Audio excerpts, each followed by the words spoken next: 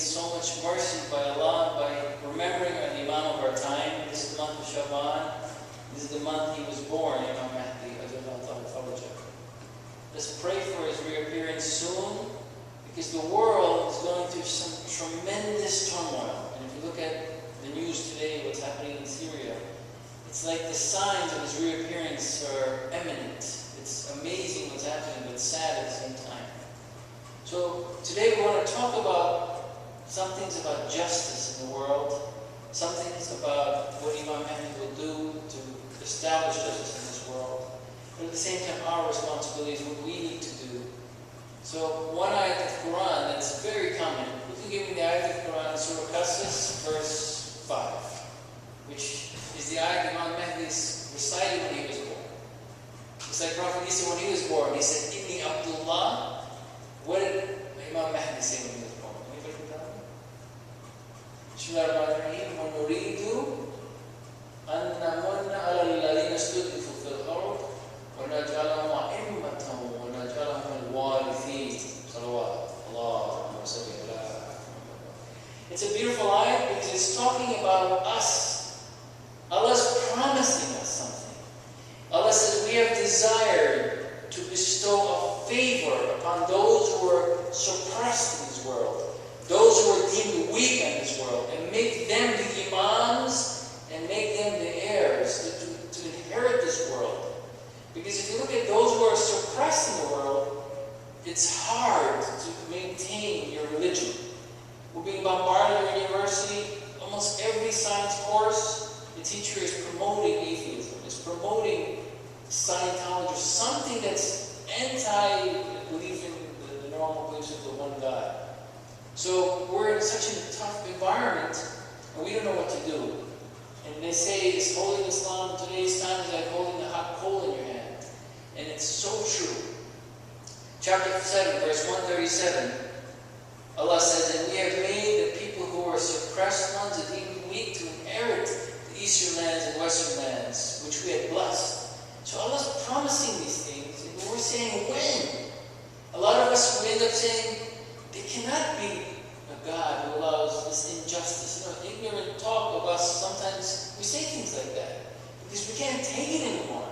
If you saw the killings of the children of Afghanistan, children of Iraq, of Palestine, from all these African countries, children in South America who have no food to eat, he says, what is happening? Einstein had a very interesting saying. He said, the world is a dangerous place. Not because of those who do evil, but because of those who look on and do nothing. So, if we're taking a scientist's view of the world and says, wait a second, the world is evil because I'm doing nothing, then what is it that we need to do? And there's another common saying, everybody's saying, Gandhi said this, no, he didn't say this. It doesn't matter if he said it or not, it's a very nice point. The point is we have to be the change that we want to see in the world. Now, people argue for little things, so I didn't say, who cares? What's important is we have to be the change. We have to do the good. Because there's so much injustice. If you go, just type the word injustice, you'll see websites that say there's more human slavery today than there was 200 years ago when there was slave trafficking across the Atlantic Ocean. Rights are being stripped today from people. People don't even, they lose their homes, foreclosure, they lose their jobs for little things. It's just a tough world we're living in. But what can we do? As Muslims, you say, well, what can I do? There's nothing I can do. Well, the Quran is filled with ideas of generosity, filled with ideas of doing good, and filled with the ideas of doing justice on this earth. So we have to do it one person at a time, one day at a time. So let's take an example. Generosity, we can give charity. If someone's poor in Africa, it's amazing.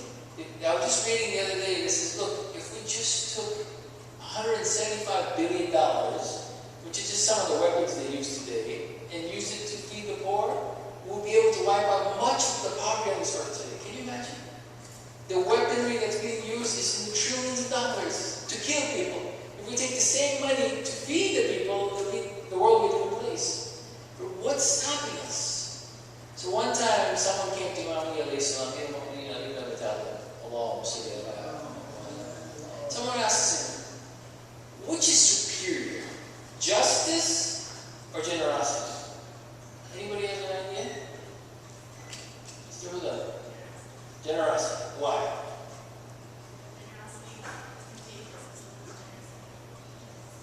Okay, generosity is contagious because if you're generous, then people will follow that path, and the Prophet was the greatest of generous people. Good. Anybody else has a different answer? Hussein? Justice and generosity, because if you're just, you have more, you less.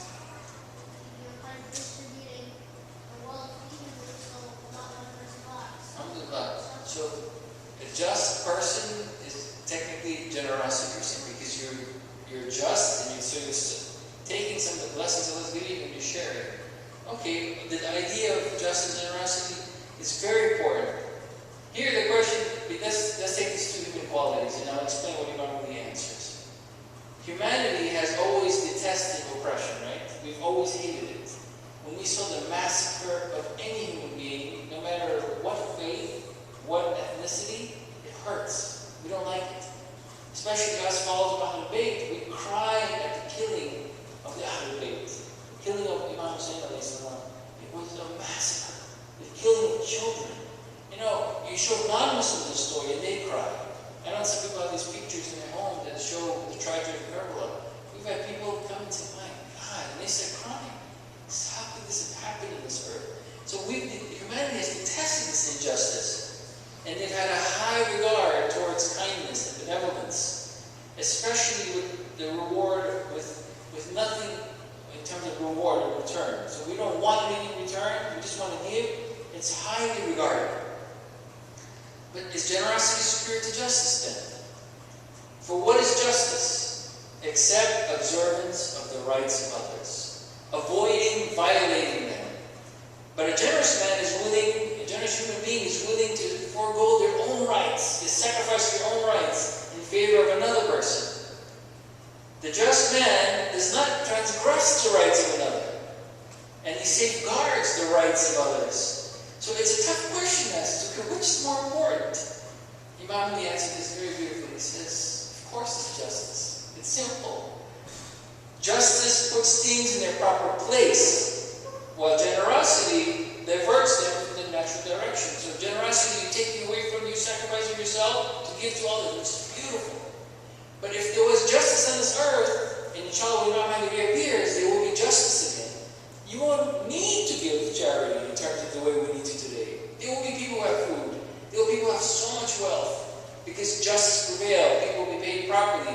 One of the most greatest injustices in North America is women don't get paid properly.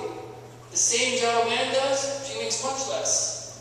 What is this justice? I mean, why are we biased in the gender? We so much toward equality.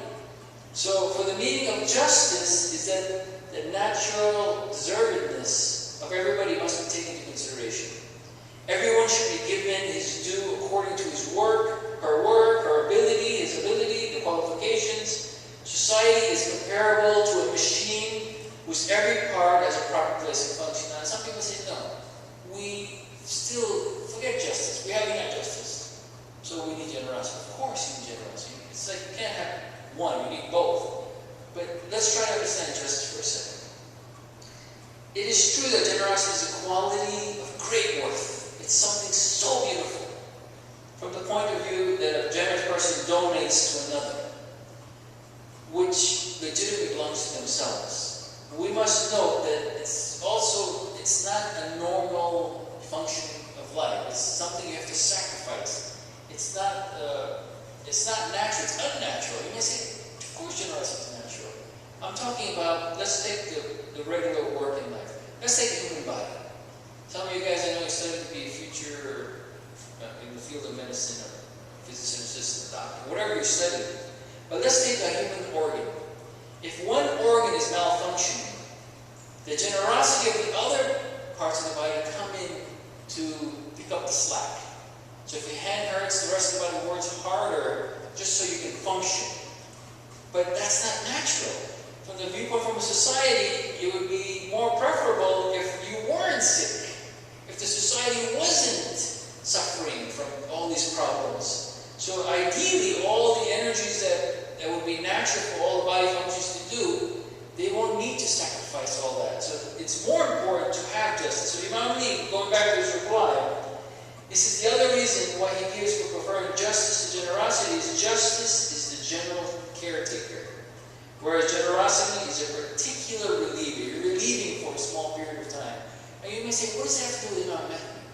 Because Imam Mahdi, inshallah, when he's here, is going to reestablish justice in this world. You may say, well, there's peace generally besides some parts of the Middle East. But let's look what happened. Bangladesh, housing and buildings are crushed because people are penny pinching. Some people may blame the people from Bangladesh, or they may blame these factories in, say, Vietnam that have all these problems. But it's the large corporations that say, no, we want large profits. We're selling for $30, and I just read an article about this guy from China. He put little notes in the toys he was making, and he says, please call humanitarian services because I'm in prison as a human slave. I've been put as a prisoner and I have to work thousands of hours in a period of time and I'm not getting paid and I'm a slave. Help me get out of the situation. This is today, 21st century. That's a person who makes nothing. There's people, others make pennies on the dollar. There's no justice. There's no financial, equality. A large corporation may sell something for $30, but they paid $1 to make it. Well, you say, well, what about transportation costs? Okay, take that all into consideration. But still, you're making $15, $20 per the product. How much money do you need to make? And you're selling millions in terms of billions. How much money do you need in sacrificing human life? So Imam Mahdi reappears, he's going to establish justice. He's going to take care of this horrible situation we're living in. And going back to Imam Mahdi, he says, consequently, justice is more nobler of the two. It possesses great merit. This way of thinking about humanity and their problems is one based on a specific value system rooted in the idea of fundamental importance to society. It is the system of values, social principles, criteria, precede the norms of individual morality. The former is a principle, whereas the later is a ramification. The former is a trunk, while the later is a branch. The former is a foundation of the structure, whereas the later is an embellishment. Now you may say, okay, I still don't really understand. It continues, says, the principle of justice is so crucial in the significance of preserving the balance of society. Why do you think we have so much imbalance in this world? Why is it that Africa has more, vegetation and food that can feed all of Africa, but they're starving? Why is there so much oppression, injustice, discrimination? All this can't even bring peace to the people who are doing the injustice. It doesn't. They're even suffering for causing injustice. So justice is like a public highway which has enough room that allows everybody to pass without impediment, everyone to benefit, everyone to have tremendous benefits what they put their work effort for. But injustice, oppression, constitute a blind alley which does not lead even the oppressor to his desired destination. So now you say, well, what happened in history? What has happened with Imam Mahdi? Some people say he hasn't been born. Some people say he's a child. And someone said something such derogatory. He's a child, doesn't even know who he is. He's eating a sandwich and doesn't even know he's Imam Mahdi. Please, guys. It's like people saying the prophet didn't know he was the prophet. They're making these crazy stories. Oh, he never knew what he was doing. He found out when he was 40. No, these guys knew since they were born. I just told you Prophet Isa saying, I'm the servant of God. I've been given the book and he's made me, Johnny Nabi has made me a prophet. You think the prophets don't know? You think the imams, the Imam Mahdi doesn't know? Come on. But it's sad because you can say, why don't the other school of thoughts know? Now it's amazing. If you look at the Umayyad and Abbasid periods, they were so scared of the coming of the Mahdi. They knew him, just like Pharaoh knew of Moses coming. And he tried to kill all the children, the firstborn children. If you know the story of what happened with Musa. And talk about the power of God. He takes Musa and puts him in the house of Pharaoh, and Pharaoh raises him. So there's someone who came to Imam Hassan al-Askari, Ibn Hakim, Muhammad ibn Osman, came to Imam Hassan al-Askari, and Imam Hassan al-Askari shows him the great-grands of the Prophet, Imam Mahdi. And he says to the 40 people there, the deputies there, he says, look, I'm showing you this newborn child. This is the Imam after me. All of you should unanimously submit to this being the Imam, pledge your allegiance. And after this, keep it in mind that you will not be able to see him anymore. Now if you look at history, the other schools of thought never heard of ahlul-bayt, of occultation. They didn't know about this. They didn't know the Imam would eventually go through this process of hiding just to Allah protect him for the right time to reappear. Even if you look at the Maliki, the Hanafi school of thought, Malik bin Anas, Abu Hanifa, they, because of the environment of the Abbasids period, they weren't allowed to record the traditions of Imam Mahdi reappearing in their books. So what has happened? The Shias and Sunnis have been blocked from seeing the truth. They don't know that's what's going on. They're still blinded. We're living in a time that the materialism is already blinding us. So history is blinding us. But let me tell you something. In our time today, here in Toronto, there's people who haven't dreamed of the coming of the Imam. One brother had a dream, and we've talked about this, that he saw the Imam in his dream, and the Imam is telling him that we need to unite all schools of thought. We need to teach all the brothers and sisters of the Quran and ahlul-bayt.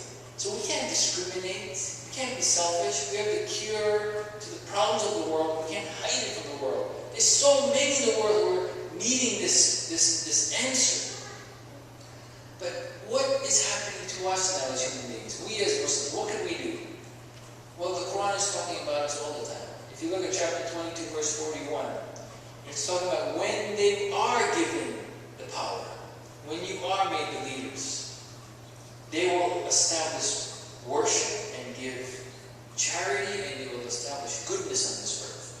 Imam Mahdi said, this verse is describing the Imams, the Mahdi, and the loyal followers of the Mahdi. If we say that we're the loyal followers, well, we're here on a Sunday in the beautiful weather outside. We're sacrificing maybe some pleasure outside to learn about the future, to learn about now, what we can do, to celebrate Imam's birth, and to do some sacrifice for others. You're already an example of a follower. Imam Muhammad al-Bakr said, God will make them, the commanders of the East and the West. And through them, God will fortify this religion and eliminate innovation and false interpretations of it. We're living in a time that we think this religion of Islam it's a pure, pristine state. It's not. It's been corrupted with false hadith, false ideas, ignorant concepts. It's shocking how people can think that way. You're saying the Prophet would never do such things as hurt an animal or hurt anyone. And you're saying that it's okay to hurt animals? What happened to nature? What happened to living one with nature? We have to respect humanity. We have to respect animals. We have to respect even the greenery and the trees. This is the beauty of Islam. And Imam Mahdi continued Islam. He said, indeed, the ignorant people have ruined the truth. All this will be accomplished in such a way that there shall remain no more trace of injustice in this world. He will execute his duty of commanding the good and forbidding the evil. This is War, chapter 51. So Imam Mahdi shall end all forms of oppression. What did Imam Mahdi say about Imam Mahdi? This is for us today. Imam Mahdi, in his khutbah 181 in Najib says that Islam will become in such a terrible state. There'll be so much tyranny. There's so much oppression. Islam will almost become like a camel who is at the moment of feebleness and fatigue. Wags his tail, and its helplessness drops its neck in the ground. What is it saying? There's only a few true faithfuls in this world today. Very few. It's just become tired. We're exhausted as human beings. We don't know what to do. I mean, it's to the point where we're stopping our belief in God, stopping our belief in the Prophet, ahlul-bayt. Some people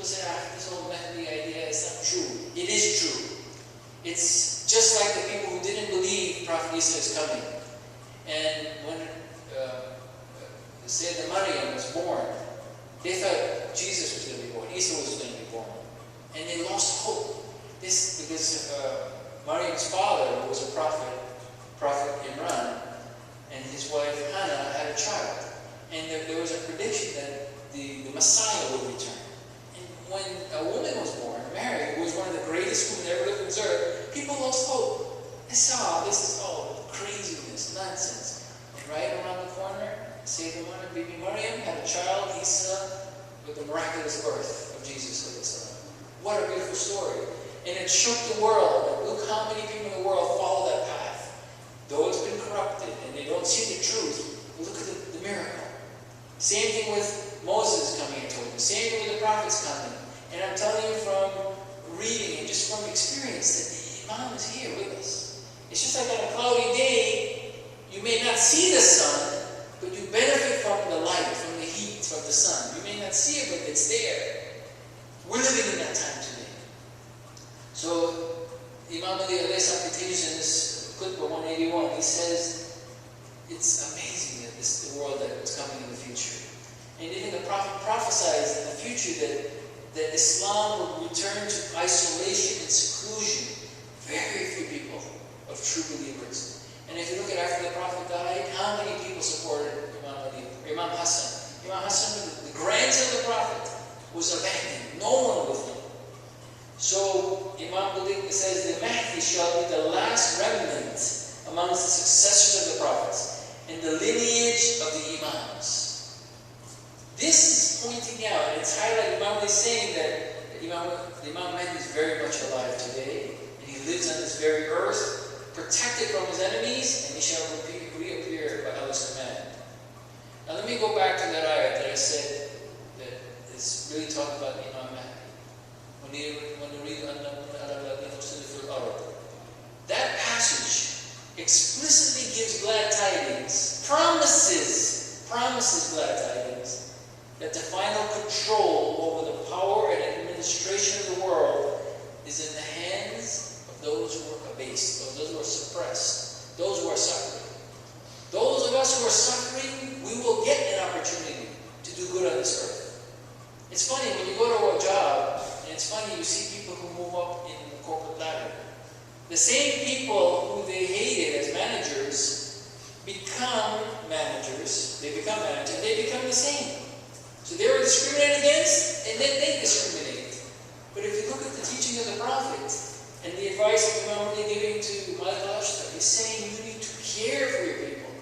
Forget about yourself now. Now you have responsibility for all of humanity, all your constituents. That's a leader. We want to be leaders of the help us Muhammad in 313. We need to learn to sacrifice our own, comfort for others. We need to care for others. We need to sacrifice our time and say, let me go do something good in this world. It's amazing. I find people, I'm suffering, I don't have a job, I can't do well in school, and this and that, and the answer's going to go around. Allah says, do good deeds. Believe, do good deeds, believe in the judgment. This is why I pray. Also, you're praying for yourself. What about for others? How much of you are going to help the homeless of Toronto? How many homeless people in Toronto? How many of us are going to go and take care of the people in old folks' homes who don't even have their children visiting them? How many of us even care for our own parents and help them? Wash the dishes or take out the garbage. We're living in an environment of selfishness, apathy of not caring, and it's a tough world. And the worst thing is the media of today. Okay, I told you about the amazing Abbas's media that blocked us from seeing the truth through blocking hadith. We're living in a time that TV, internet, technology is making our minds not see the truth and hiding the truth. Through manipulation and exploitation of people's wealth, the greedy are able to gain complete domination of people's political lives. So, the people who control media today, the people who control the internet, different websites, including YouTube, they can push their agenda. Remember the stupid movie they made about the Prophet? I don't know if you remember, about a year ago.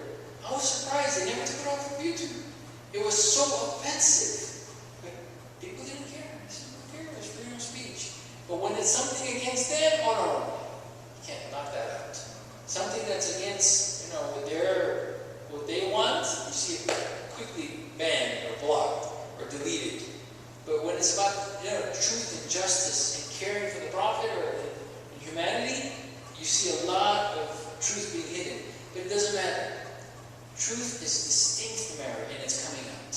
And the world is beginning to see it. And you're beginning to see that, oh wow, the world has been snooping at our phones, and our emails, and our Facebook, and they are watching us.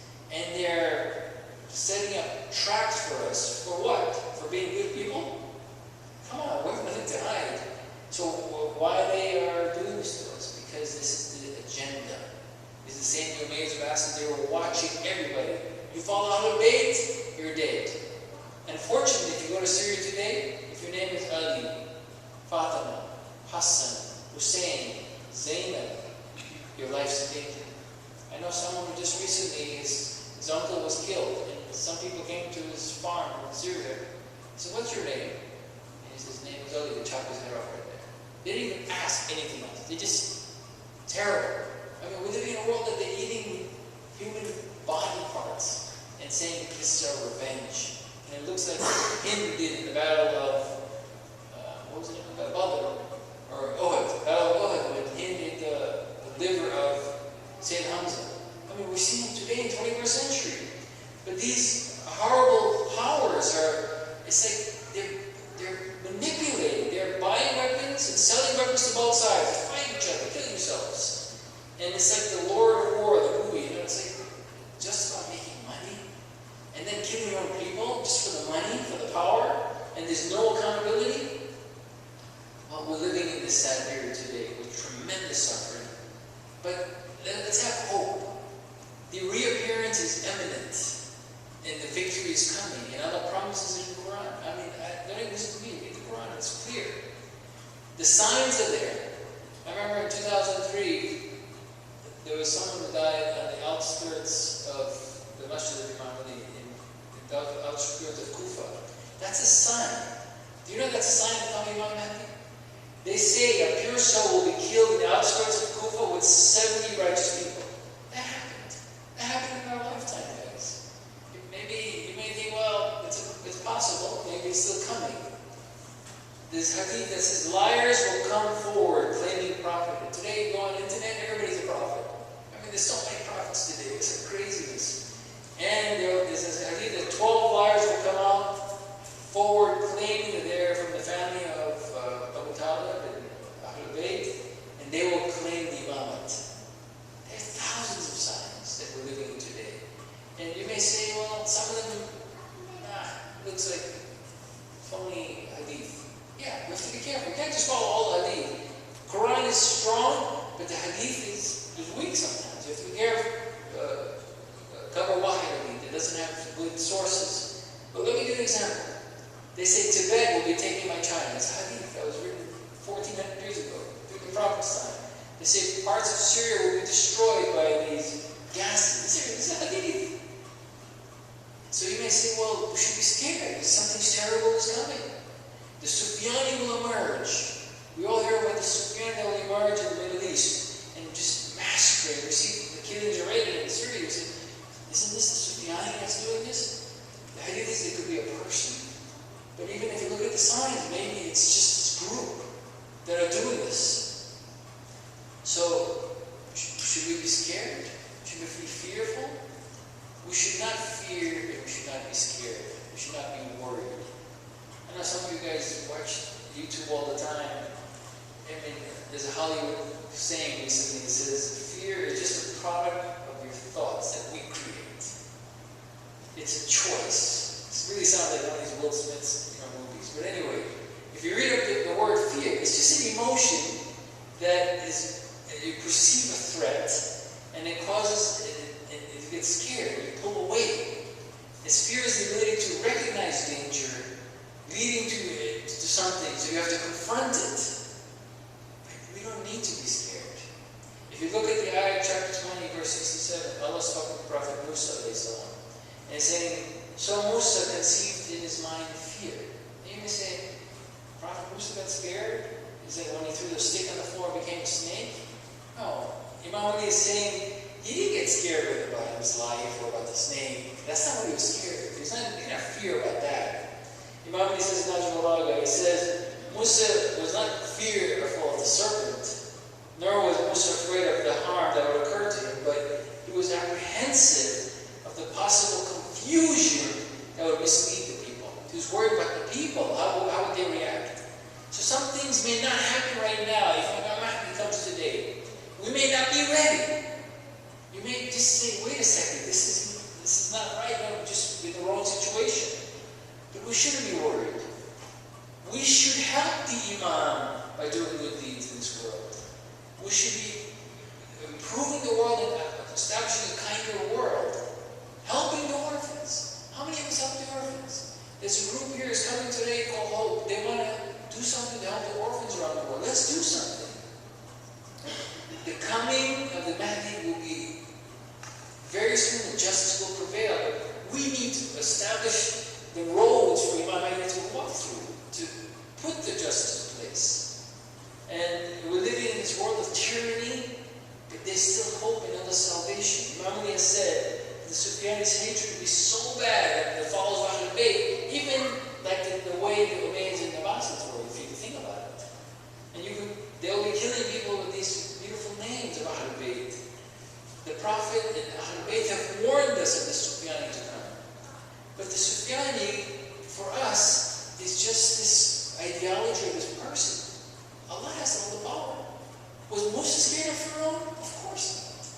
He went with a stick, with some rags on his back with his brother, and they were able to talk to Pharaoh with kindness and shake his foundation, eventually win until the victory. So when the Sufyani arrives, the Imam Mahdi's arrival is just around the corner in terms of us being able to see him. There's one important sign that they also say the Sufyani will cause a lot of fitna throughout North Africa. We're seeing that today. Throughout the Middle East, throughout Syria, throughout Iraq, we're seeing that today. There will be a point where 100,000 persons will be swallowed up by the earth between Mecca and Medina. Is it going to cause corruption there? There's so many definite signs that are very powerful in terms of if it's reliable. They say there'll be a voice heard in the sky. And there'll be you may say voice heard in the sky. As I mentioned to you, that could be the internet. It could be mobile phones. Today, communications all over the place. A revered wise saint will be killed in Mecca, murdered. This is an important sign. Tradition says this will happen on the 23rd of Dhul Hajj, and this Nafs al-Zaki will be from the Hashimi, from the Prophet's family. Imam Jafar has said, when such chaos, someone was asking him, when such chaos is happening in the world, all these calamities, how do we spare ourselves from going astray? Now going back to us, we're going through tough times here in the city. Our religion is in question. We're being challenged in university. We're being harassed. Our rights are being stripped. The teachers don't even give us proper grades sometimes. Why? Is your name Muhammad or you're wearing a hijab? It's like, what kind of world we live in? Sometimes the same Muslim professors are harassing us. What is happening? Just so they can look good in front of their colleagues? Injustice that we're living in? It's a sad world. But the saying is that holding on as a true believer will be like treading the edge of a knife. It'll be so hard. We're bombarded by our friends who say, you know what? Let's try this online gambling. You know what? Let's go borrow some money and do some crazy stuff. And it's constant bombardment. And it's so tough to hold on to this faith. Imam Ali Islam was asked how one could come through this turmoil patient and bear the sufferings. How do we survive? It's a simple answer. Imam Ali says, turn to God. Turn to Allah and He'll save you. There was a brother here just a second ago. He was saying he went to Spain. He just couldn't fathom his faith anymore. He went to Spain, learned Spanish, and he found Islam there at age 21. It's amazing. And he says, the day to myself, I said, this was just telling me a minute ago. The day I said to myself, there is no God, immediately that second, I began all these thoughts coming to my mind. He said that I began to think what I learned in science, that we're a little bit closer to the sun, we will begin to burn. If we're a little further away from the sun, we begin to freeze. statistically speaking, it's impossible. It's too perfect. There's an intelligent designer. So which is the right faith? Well, the faith of doing goodness to humanity, worshiping God, justice, this is what Islam is about. And when the Imam Mahdi reappears, kindness will prove more powerful than any of the opposing forces. We will have victory. Ayatollah Bahashti described in his book about Imam Mahdi's sayings from the Prophet about Imam Mahdi, what will happen in the future. And they're saying that animals will be able to walk with them and not be scared.